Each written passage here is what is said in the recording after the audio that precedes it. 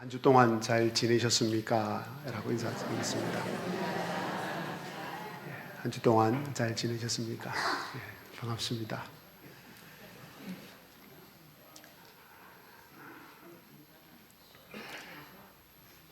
바울 사도는 에베소 교회 장로들과 작별 인사를 하고 예루살렘으로 가는 배를 탑니다. 배가 순항을 하여서 두로까지 옵니다. 예루살렘을 향해 가는 길에 아무런 어려움이 없었습니다. 바울 사도가 태운 배가 두로에서 짐을 풀려고 했기 때문에 바울 사도도 두로에 내립니다. 바울은 두로에 내려서 제자들을 찾았습니다. 찾아보니 이방 지역의 섬이었는데, 두로 섬이었는데 그곳에 그리스도인이 있었습니다. 5절에 보면 바울이 제자들과 헤어질 때에 제자들의 아내와 또 자식들이 다 나와서 바울을 전송한 것을 보면 그리 많은 숫자가 그 두로 섬에 있지는 않았던 것 같습니다. 하지만 바울 사도는 불과 몇 명 되지는 않은 제자들이었지만 그들의 믿음을 격려하기 위해서 무려 일주일 동안 머물게 됩니다. 오순절까지 예루살렘에 가기 위해서 서둘러야 함에도 불구하고 이 적은 숫자의 제자들을 위해서 일주일이라는 시간을 소중하게 보냅니다. 한 영혼 한 영혼에 집중하는 바울 사도의 모습을 볼 수 있습니다. 그런데 이 두로 섬에서 한 가지 문제가 생깁니다. 이 두로에 있는 제자들이 성령의 감동으로 바울들어 예루살렘에 올라가지 말라고 말을 합니다. 성령님께서 어떤 내용으로 감동하셨는지 구체적으로 나오지 않습니다. 하지만 읽은 10절 말씀에 나오는 내용을 통해서 제자들이 성령의 감동을 통해 받은 내용이 무엇인지 알 수 있습니다. 10절을 보시면 아가보라 하는 선지자가 유대로부터 바울 사도에게 내려옵니다. 그리고 그 아가보라는 선지자가 바울의 허리띠를 가져다가 자신의 손과 발을 묶습니다. 그리고는 이렇게 말합니다. 11절에 우리에게 와서 바울의 띠를 가져다가 자기 수족을 잡아매고 말하기를 성령이 말씀하시되 예루살렘에서 유대인들이 이같이 이 띠 임자를 결박하여 이방인의 손에 넘겨주리라. 즉 바울이 예루살렘에서 손발이 묶여서 이방인들 손에 넘겨주게 될 것이라고 이 아가보라는 선지자가 예언을 합니다. 우리는 이 내용을 통해서 두로에 있는 제자들이 성령의 감동으로 받은 내용 또한 바울 사도가 예루살렘에 올라가서 고초와 핍박을 받게 될 것임을 알 수 있습니다. 자, 그러면 이 두로의 제자들이 성령의 감동을 따라서 한 이 말을 듣고 바울 사도는 어떤 생각을 했겠습니까? 성령께서 제자들을 통해 예루살렘에서 고난이 있을 것이라고 미리 알려주시는구나. 그런데 왜 이런 예언을 지금 들려주실까? 혹시 나보고 올라가지 말라는 뜻은 아닐까? 그런데 바울 사도는 이 예언을 올라가지 말라는 예언으로 해석을 하지 않습니다. 오히려 예루살렘에서 있게 될 일을 미리 알려주시는 것으로 해석을 하고 예루살렘으로 올라가는 이 계획을 중단하지 않습니다. 이제 두로를 떠나서 바울 사도는 가이사랴에 도착을 합니다. 가이사랴에 도착을 하니 초대교회 7 집사 가운데 한 명이었던 빌립이 있었습니다. 빌립 역시 초대교회가 핍박을 받았을 때에 예루살렘을 떠나서 이방인 지역에서 전도했음을 우리는 알 수 있습니다. 이 가이사랴는 이방인들이 사는 지역이었습니다. 그리고 사도행전의 저자는 이 빌립에게 딸 넷이 있는데 모두 처녀이고 모두 예언을 하는 자라고 소개를 합니다. 이렇게 소개를 하는 이유가 있습니다. 무엇 때문입니까? 대단한 집안이라는 것입니다. 빌립만 봐도 그렇지 않습니까? 성령과 지혜가 충만했던 예루살렘 초대교회의 7명 집사 가운데 한 명이었습니다. 게다가 그에게 있는 4명의 딸은 시집도 가지 않은 채 모두가 예언을 하는 사람들이었습니다. 빌립 집안의 그 영적인 권세가 대단했습니다. 그런 집에서 바울이 머물면서 그들과 교제를 나누고 있었습니다. 바로 그때에 아가보라 하는 선지자가 유대로부터 바울에게 내려옵니다. 내려와서는 좀 전에 말씀드린 대로 바울에게 퍼포먼스를 하면서 바울 사도가 예루살렘에서 결박당할 것을 예언을 합니다. 퍼포먼스를 한다는 것은, 퍼포먼스를 하면서 예언을 한다는 것은 이 예언이 권위를 갖고 있다는 뜻이고 또 이 예언이 확실하다는 것을 의미합니다. 이 아가보의 예언을 들은 빌립과 또 예언하는 4명의 딸과 누가를 포함한 바울의 일행은 바울을 향해서 일제히 예루살렘으로 올라가지 말라고 권합니다. 여기에 나오는 이 권하다라는 헬라어 단어는 간청하다 혹은 훈계하다라는 뜻이 포함되어 있습니다. 더 강력한 뜻입니다. 자, 여러분, 지금 사도 바울에게 예루살렘으로 올라가지 말라고 간청하는 또 훈계하는 사람들이 어떤 사람들입니까? 말씀드린 대로 성령과 지혜가 충만했던 집사 빌립입니다. 그리고 그의 예언하는 4명의 딸입니다. 그리고 선지자 아가보입니다. 게다가 바울과 함께 예루살렘으로 올라가는 그 일행들입니다. 예루살렘으로 올라가지 말라는 이 말을 하는 사람들도 대단한 영적인 무게를 가지고 있는 사람들이고, 또 예루살렘으로 올라가지 말라고 할 때의 그 근거 또한 아가보가 성령께서 주신 말씀을 통해서 들려주셨기 때문에 예루살렘으로 올라가지 말라는 이 말을 바울 사도가 거절하기 매우 힘든 상황이라는 것을 우리는 알 수 있습니다. 자, 그러면 이쯤 되면 바울 사도가 무슨 생각을 했겠습니까? 무슨 생각이 들었겠습니까? 이상하다. 성령님께서는 분명히 나보고 예루살렘으로 올라가라고 하셨는데 왜 두로에서 만난 제자들과 그리고 지금 아가보라는 또 선지자와 또 빌립과 또 그의 예언하는 4명의 딸은 왜 나보고 올라가지 말라고 할까? 왜 성령께서는 예루살렘에 올라가면 핍박과 결박이 기다린다는 그 예언을 2번이나 반복해서 강하게 나에게 들려주실까? 혹 내가 앞에서 에베소 교회 장로들을 만날 때 즈음에서 성령님께서 내게 지시하셨던 그 지시를, 말씀하신 그 말씀을 내가 잘못 해석한 것은 아닐까? 성령께서 지금 2번이나 반복해서 예루살렘에 올라가면 환난과 핍박이 있음을 말해주시는 것을 보니까 예루살렘으로 올라가지 말라는 뜻이구나 라는 생각을 할 수 있지 않겠습니까? 그런데 바울은 그렇게 해석하지 않습니다. 그들의 그 강권하는 말, 예루살렘으로 올라가지 말라고 간절하게 이야기하는 그 말을 듣고 바울 사도가 뭐라고 대답을 합니까? 13절입니다. 바울이 대답하되 여러분이여 어찌하여 울어 내 마음을 상하게 하느냐? 여러분이여 어찌하여 울어 내 마음을 상하게 하느냐? 지금 분위기를 보시기 바랍니다. 바울의 일행들과 아가보 선지자가 울면서 바울이 예루살렘에 올라가는 것을 막고 있습니다. 바울 사도는 자신을 아끼고 배려해주는 그들이었지만 그러나 그들을 책망합니다. 어찌하여 울어 내 마음을 상하게 하느냐? 나로 하여금 예루살렘에 올라가지 못하게 하느냐라는 말입니다.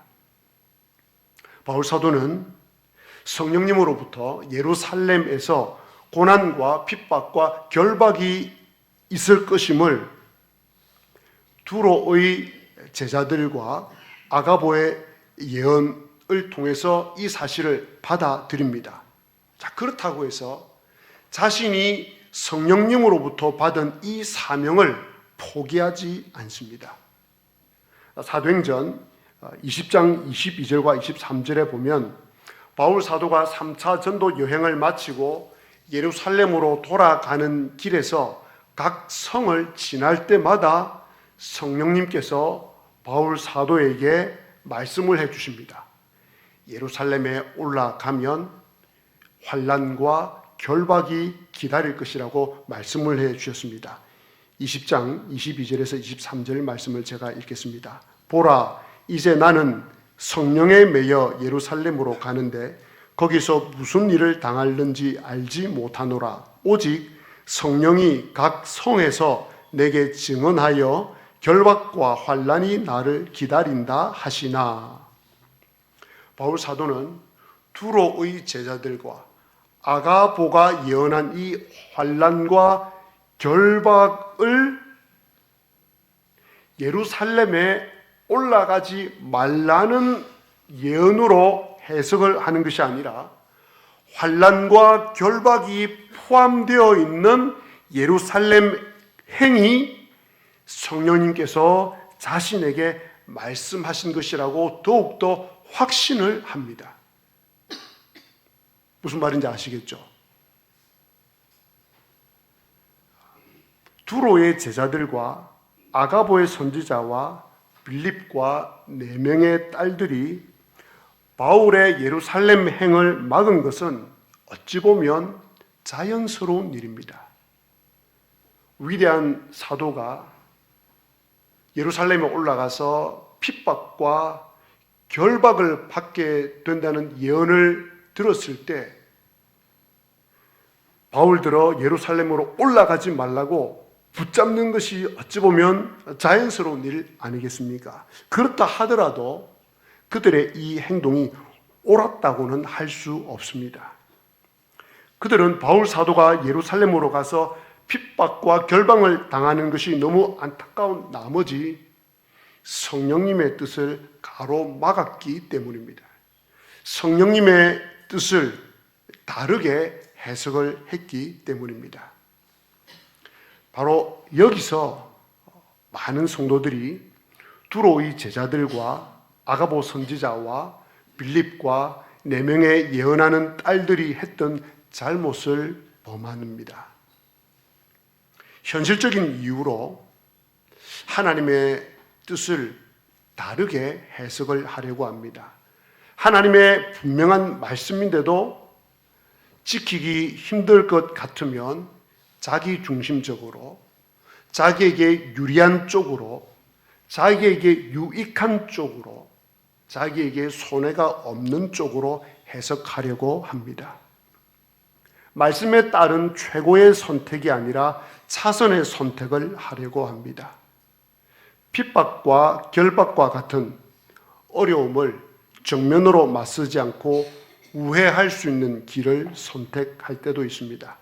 또 남들이 다 한다는 것을 근거로 성경에 나와 있는 명백한 원리를 희석시키기도 합니다. 말씀의 원리가 분명한데도 자기의 유익을 뒷받침해 줄 수 있는 근거나 다른 사람들의 동의를 찾기도 합니다. 그러나 바울 사도는 그렇게 하지 않습니다.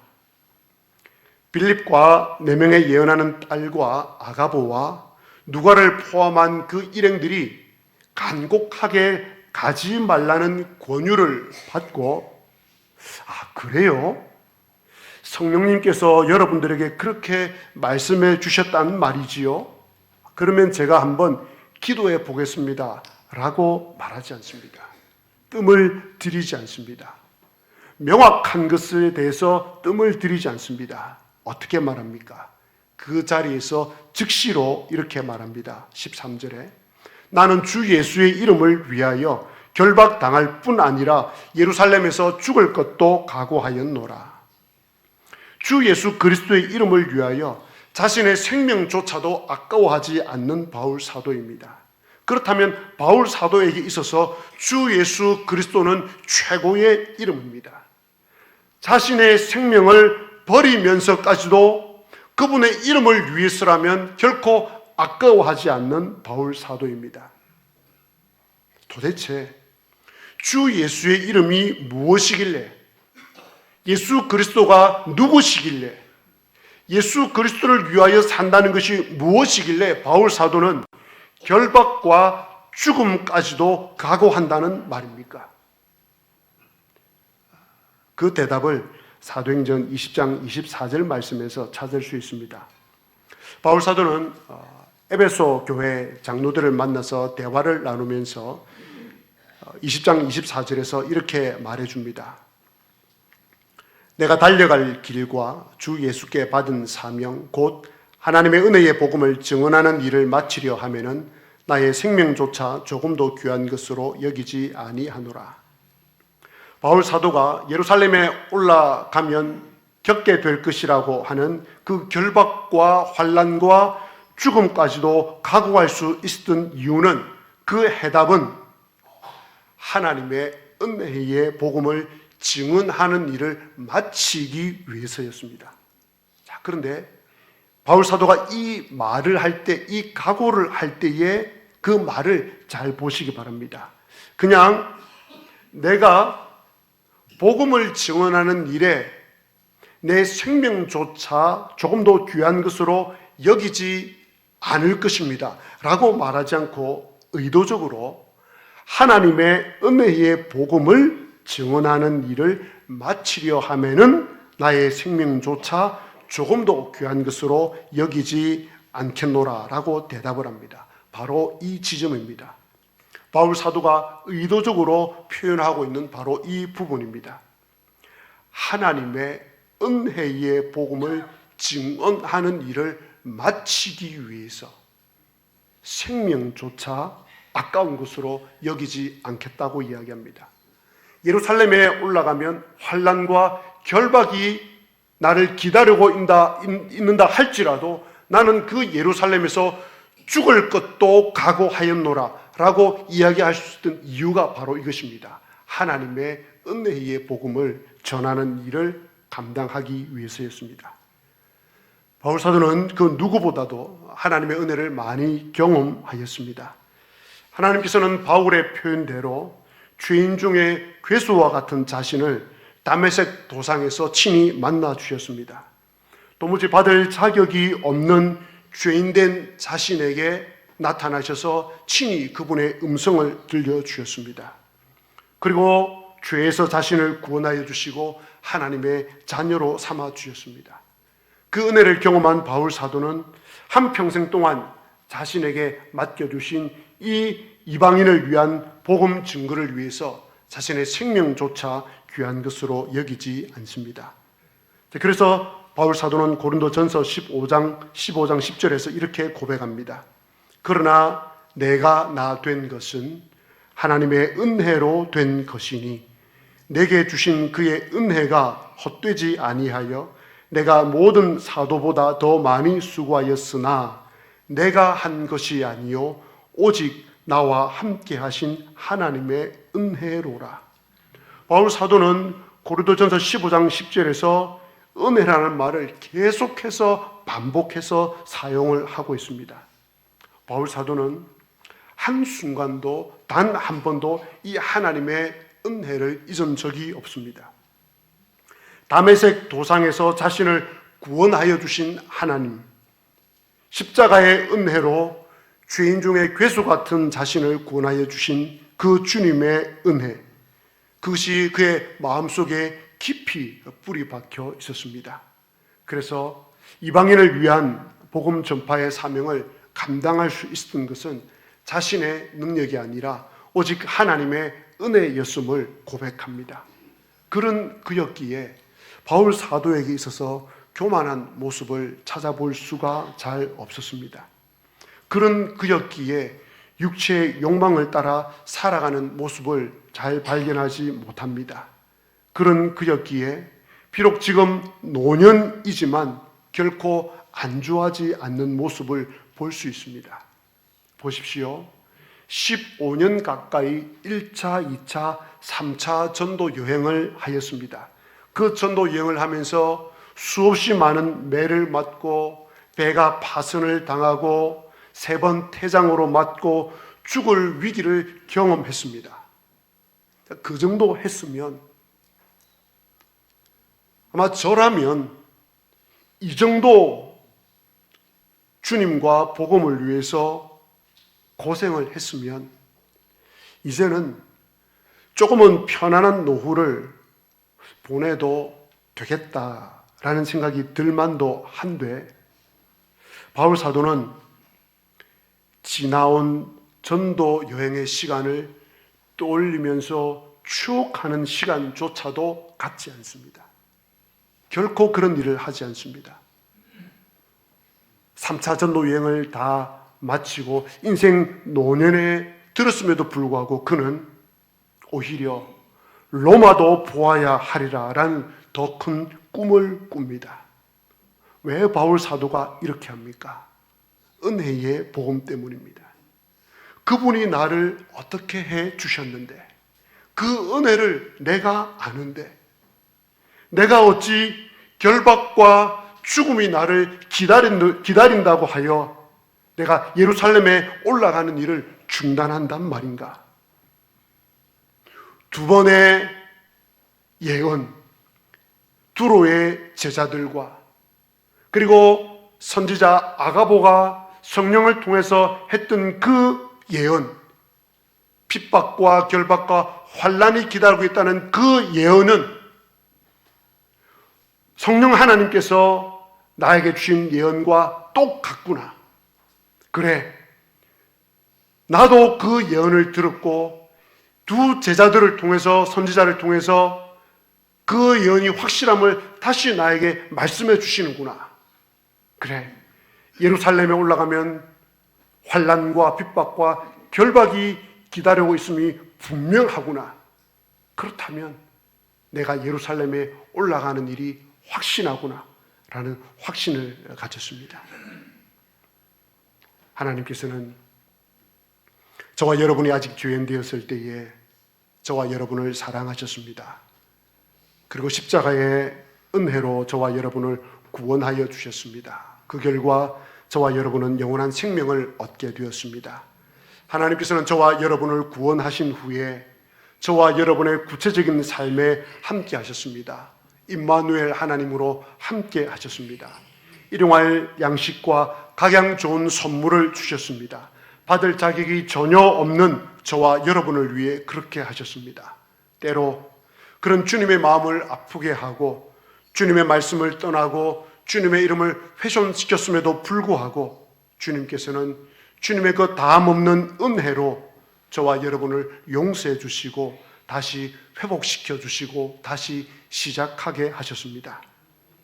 이 시간 성령님께서 저와 여러분 마음속에 하나님의 은혜의 복음을 통하여 새롭게 회복시켜 주시기를 기원합니다. 그 은혜의 복음이 여러분을 다시 소성시켜 주시기를 기원합니다. 그 은혜의 복음이 여러분의 믿음을 더욱 견고하게 해 주시기를 기원합니다. 그 하나님의 은혜의 복음으로 노년의 나이와 힘든 환경을 극복하고 더 큰 꿈을 꾸게 되기를 기원합니다. 하나님의 복음이, 하나님의 은혜의 복음이 주 예수의 이름을 위하여 죽을 것도 각오하게 만들기를 기원합니다. 성경에 나오는 인물 가운데 사도 요한이 있습니다. 그 사도 요한의 수제자로서 사도 요한과 교제를 갖고 있었던 분이 있습니다. 초대 교부 시대에 가장 뛰어난 분입니다. 그는 50년간 서모나 교회에서 목회 사역을 하였습니다. 그의 이름은 폴리갑입니다. 로마 군인들이 86세의 고령인 폴리갑을 체포하기 위해 나타났을 때 그는 얼마든지 몸을 피할 수 있었다고 합니다. 하지만 주님의 뜻대로 될지어다 라고 말을 하면서 평화롭고 기쁜 모습으로 그들을 향해 나아갔습니다. 폴리갑은 로마 황제를 주라 부르지 않고 예수님을 믿고 전한다고 하면서 민심을 소란케 한다고 하여서 로마로부터 사형 언도를 받습니다. 당시 서머나 총독이 폴리갑의 어릴 때부터 친한 친구였던 스타티우스였습니다. 스타티우스는 폴리갑을 살리기 위해서 원형 경기장 안에 수많은 군중들 앞에 서 있는 폴리갑에게 이렇게 묻습니다. 황제의 수호신에게 맹세하라. 황제의 수호신에게 맹세하라. 그리고 예수를 저주하라. 예수를 단 한 번만 부인하라. 그러면 살려주겠다. 그때 폴리갑이 이렇게 말합니다. 나는 평생 동안 그분의 종이었고 우리 주님은 한 번도 나를 모른다 하지 않으셨는데 내가 어찌 나를 구원해 주신 우리 주님을 모른다 할 수 있겠는가? 그 이야기를 들은 성난 군중들이 폴리갑을 사자의 먹이로 주라고 외쳤습니다. 폴리갑의 친구였던 총독 스타티우스는 어떻게 해서든지 폴리갑의 죽음을 막아보려 했습니다. 그런데 성난 군중들이 그를 장작 더미 위에 올리라고 아우성을 쳐서 결국 폴리갑은 화형을 당하게 되었습니다. 그때 폴리갑이 친구였던 총독에게 이렇게 말합니다. 너는 지금 잠깐이면 타다가 꺼질 불로 나를 위협하지만 죄인들을 위해 준비된 영원히 꺼지지 않는 불을 어찌 피하려 하는가? 라고 말입니다. 그러면서 자신의 친구였던 그 총독을 불쌍히 여겼습니다. 사람들이 폴리갑을 화형대에 이제 묶으려고 했습니다. 그때 폴리갑이 그들을 저지를 했습니다. 그리고 이렇게 말합니다. 나는 괜찮다. 나를 이대로 두어라. 나에게 이 화형을 견딜 힘을 주실 우리 주님께서는 너희들이 나를 묶지 않아도 이 장작 더미에서 움직이지 않고 견딜 수 있는 능력을 주실 것이다. 그리고 그는 마지막으로 이렇게 기도를 드렸습니다. 하나님 아버지, 당신께서 오늘 이 시간 저로 하여금 순교자의 반열에 서게 해 주시니 감사합니다. 그리고 그리스도의 잔치에 참여하게 하시어 내 몸과 영혼이 성령에 썩지 않는 축복 속에서 영생의 부활을 얻기에 합당하다고 여겨주시니 감사합니다. 라고 기도를 드린 후에 화형을 당합니다. 사랑하는 교우 여러분, 그 하나님의 은혜로 말미암아 죽을 것도 각오하겠노라고 고백하면서 남은 생애를 믿음으로 살아가시는 귀한 성도님들 되시기를 주님의 이름으로 기원합니다. 아멘.